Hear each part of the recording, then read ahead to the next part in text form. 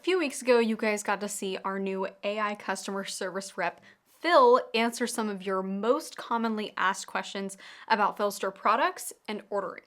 In this video, we're going to put Phil to the test yet again, but this time he's going to be answering your detailed concealment questions. So let's see how he does. Phil, the grip of my gun is printing. What can I do to prevent that? This is actually a pretty tough question because grip printing can be caused by all sorts of different issues. So Phil's response is multifaceted, and just like any of us here at PHLster would respond to this, whatever you do to solve this problem will require some trial and error. Phil advises you to start by adjusting the position of your gun, which is 100% correct. You want to start by finding your concealment sweet spot. If you skip this step, then you'll just be putting bandages on a poor concealment foundation. He follows that up by recommending the use of a wedge and a wing on your holster, experimenting with ride height, and using the poke and check method. Finally, he recommends considering the kind of clothing you're wearing. Next, let's ask Phil an appendix carry comfort related question. I can't seem to make appendix carry comfortable. The muzzle is always poking into me too hard.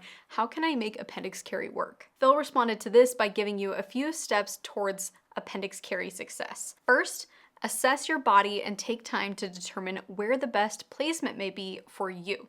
Next, experiment with positioning. Then use concealment features like wings and wedges. Phil even explains how a wedge can tilt the muzzle away from your body and distribute the pressure more evenly.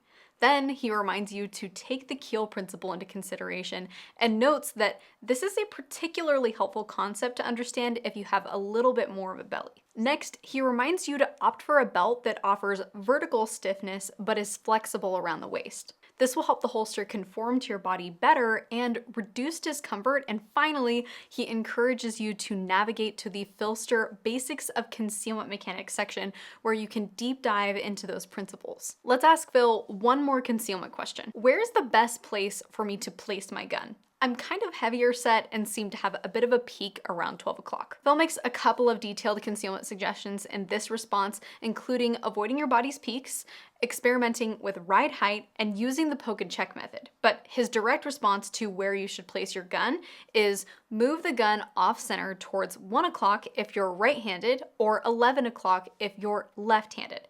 This can help the gun fall within the silhouette of your body and clothing, reducing printing and increasing comfort. Finally, he recommends checking out the PHLster Concealment Workshop on Facebook. If you're not already in that group, even if you're not a PHLster customer, I'd suggest joining. There are so many different body types learning and sharing their experience in that group. I recommend that group for a couple of different reasons, but especially when people ask about finding their concealment sweet spot.